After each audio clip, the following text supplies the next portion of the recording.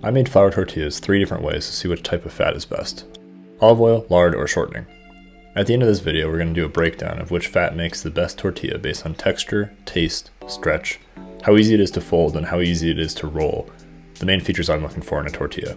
So the process for making a tortilla is to mix the dry ingredients, work the fat into the dry ingredients until you have a cornmeal-like texture, combine them into a tacky dough, portion the dough out and flatten the balls into small rounds known as tostales, rest them, roll them out to as thin as you can get them without breaking, and then cook them. Here's what the ingredients and equipment looks like to make one batch of 16 5-inch tortillas or 10 8-inch tortillas, except for the tortilla press. I ended up bailing on the tortilla press and opting for a rolling pin instead because the press didn't get to the thinness I was looking for.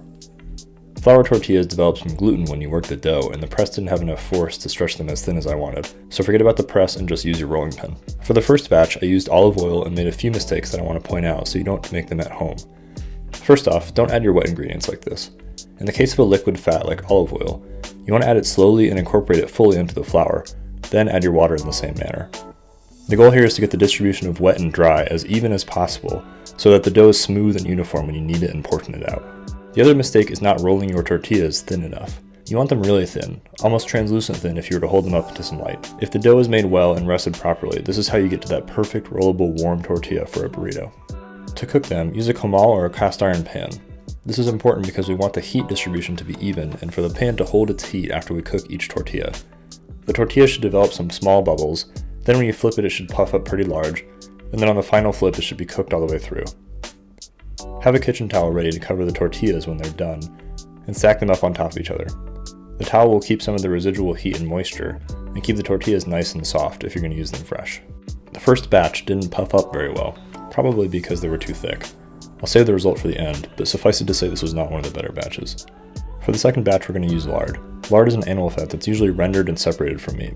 You can make your own at home by rendering pork belly or other fatty cuts and storing the fats, or you can get it at the store. Most of the process stays the same here, but since lard is a solid fat, the process of incorporating it into the flour is a little different. You just want to make sure that there aren't any big chunks and that it gets all spread out evenly. The lard dough looks way better and feels softer. It was easier to roll out and I thought it had a really nice texture before and after cooking. It puffed up almost perfectly when it hit the pan and developed those trademark brown spots that tortillas should have. For the final batch, we're going to use Crisco vegetable shortening, which is a fat derived from vegetables. I didn't notice a huge difference in the shortening batch from the lard batch, other than the dough being a little drier and visually whiter compared to the lard batch. Let's compare them all now. Alright, so we have our 3 batches of tortillas here. We've got this one is only olive oil, this one is lard, and this one is Crisco vegetable shortening. So to start with, these with the olive oil are just not as good. They don't bend as well. They're kind of crack. You can already see it. Doesn't roll. So there's a crack. In terms of taste, a little bit flat. Don't really have that tortilla taste that you expect. The lard ones look like legit tortillas. And this one basically folds up into a real burrito. And you can roll it like that. You can put it in half. Has beautiful coloring.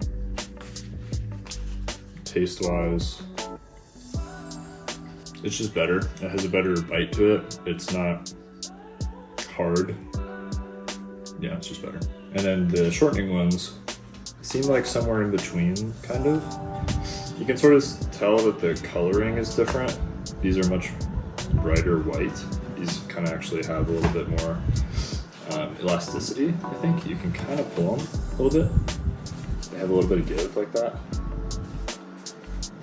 But these, I'll try to pick the one that seems the best even. Oh, okay, they actually do have some good stretch to them. And they fold pretty well too. You roll it right up and put it in half. So, taste-wise, better than olive oil for sure, but not as good as the lard.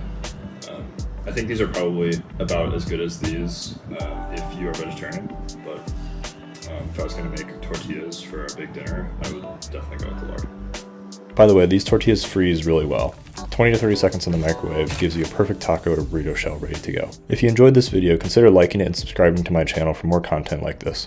And you can find the full recipe in the pinned comment below. Thanks for watching and see you next time.